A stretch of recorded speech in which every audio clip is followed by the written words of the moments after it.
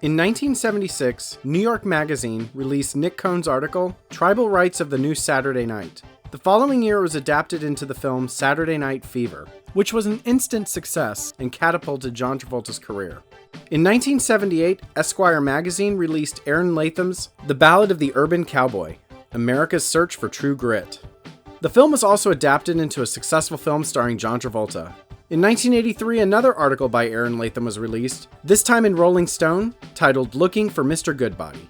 Just like the previous two articles, this article was adapted into a film that once again starred John Travolta. But unlike the other two, this was a complete flop. Siskel and Ebert rated it one of the worst films of 1985.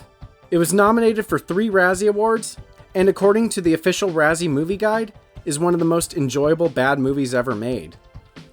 So, why did this film fail? And is it really as bad as people make it out to be? Well, strap in, because today I'm going to talk about the epic disaster that is the 1985 drama, Perfect.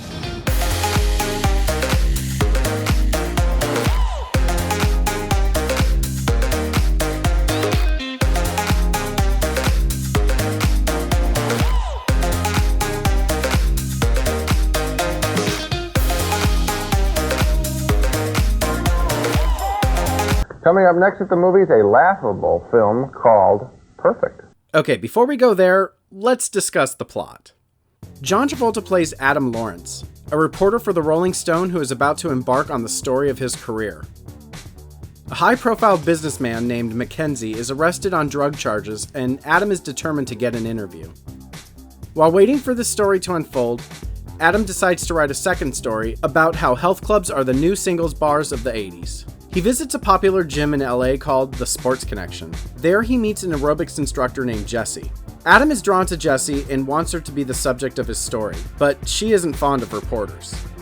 The two do develop a relationship, but she can't trust him because a reporter nearly ruined her life a few years back. When I was in high school, I was a swimmer. I was a very good swimmer. I broke world records. I made the Olympic team. That was the year that Carter decided to boycott the games in Moscow. Well, I didn't agree with him, and I was real vocal about it. And there was this reporter, and he said he wanted to write about how I felt. But what he ended up writing about, after a series of interviews, was my alleged love affair with my coach. While all of this is happening, Adam lands his interview with Mackenzie. He records the interview on cassette tapes, but when he refuses to hand over the tapes as evidence, Adam could find himself in jail. You know, I always enjoyed this movie growing up, so I was extremely surprised to find out that this film wasn't successful. I mean, I can accept the fact that someone might feel indifferent about this film, but I kind of get the feeling that people were actually angry this film existed.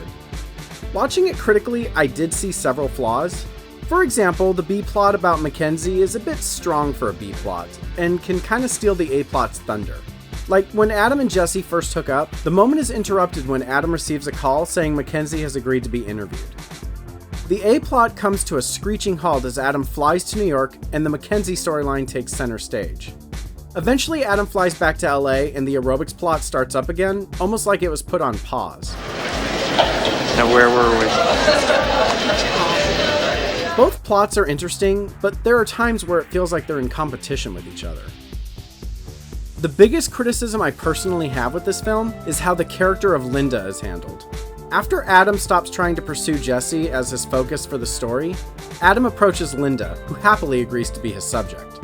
Linda has no self-esteem. Her lack of self-worth is teetering on dangerous levels. I can't wait till I have plastic surgery. You're having plastic surgery? Oh, yeah. A doctor friend of mine's gonna do it for me. And he knows a guy who knows a makeup artist on the Dukes of Hazzard. He's gonna redesign my face. Do you think there's any connection here between your plastic surgery and your workouts? It's part of the same thing. Which is? Well, to be perfect. The film does a really good job at making you care about Linda. Adam's conscience does get the best of him, and he ends up writing a think piece about the health movement of the 1980s, but his boss has a new story written in Adam's name. It's never really revealed what's in the published story except for Jessie's affair, but his boss orders the other reporters to go through Adam's notes, and when Linda opens up the magazine, the first thing Linda sees is an unflattering photo of herself. After this, Linda really isn't seen again. This never sat right with me. The film spent way too much time building Linda up to just have her get knocked down without a conclusion. Although I personally have a big problem with this, I don't think this caused the film's demise. I mean, Saturday Night Fever had a similarly engaging character that was also unceremoniously dropped off at the end, and this film is considered one of the best films of all time. So why did this film fail as hard as it did? Well, here's my theory.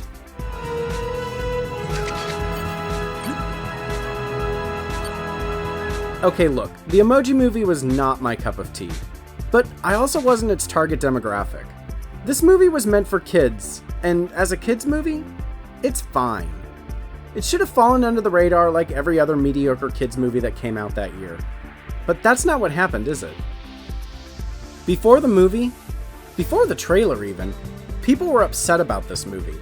Whether the Emoji Movie was good or bad is frankly irrelevant. It was viewed as a shameless cash grab on a popular trend, and the public completely rejected it. Well, in the 1980s, you know what was arguably even trendier than emojis are today? The 1980s were pretty much dominated by the craze to get fit. It was in music. It was marketed towards children, even showing up in a Disney movie. Celebrities were endorsing it. Seriously, in the 1980s, Jane Fonda put her A-list acting career on the back burner to become the world's most famous aerobics instructor. Up, left, both, jump and trap, grapevine, you'll get it. Now, you might be thinking, wasn't Saturday Night Fever about disco? Well, yes, but first of all, I'd consider Saturday Night Fever the exception, not the norm. Also, disco was extremely popular, but at the end of the day, it was just a trend that was mainly targeted at teens and 20-somethings.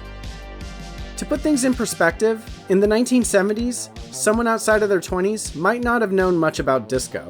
But in the 1980s, even grandmas were jumping on the health club trend. Oh, Charlie horse! Charlie horse! She has a cramp, you pea brain! So if you can remember how you felt when you heard a movie about emojis was being made, just imagine how people in the 1980s might have felt about a movie like this.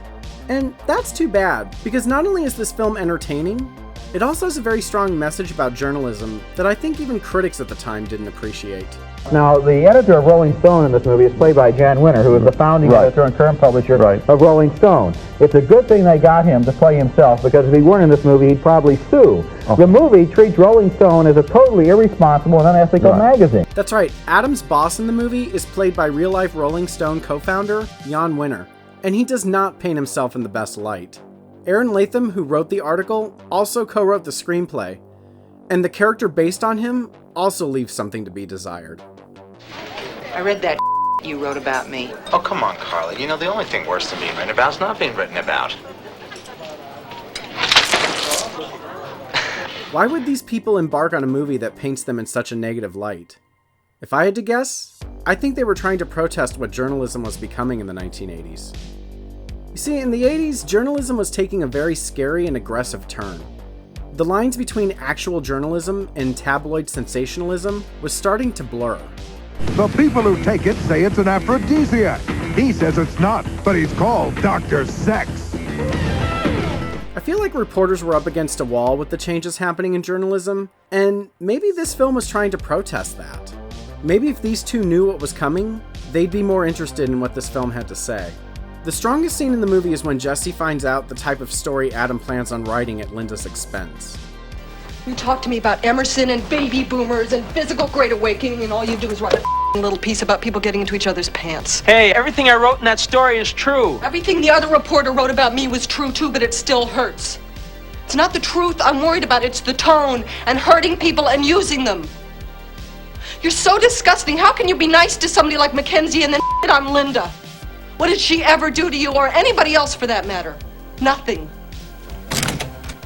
You're gonna ruin her life. I don't want to leave this video on a negative, so let me tell you this. You know how I was saying I didn't like how the film left things with Linda?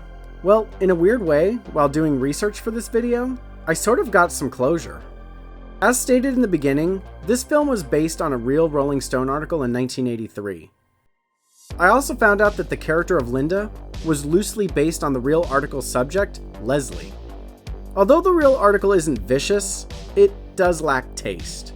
There is one scene in the movie where Linda is talking to Adam, And Leslie actually makes a cameo appearance. Most people join just to work out. Oh, now speak for yourself. So maybe I didn't get my closure with Linda, but at least I was given something through Leslie. Yes, Perfect has its flaws, but in the end, it's a solid movie with some pretty compelling arguments.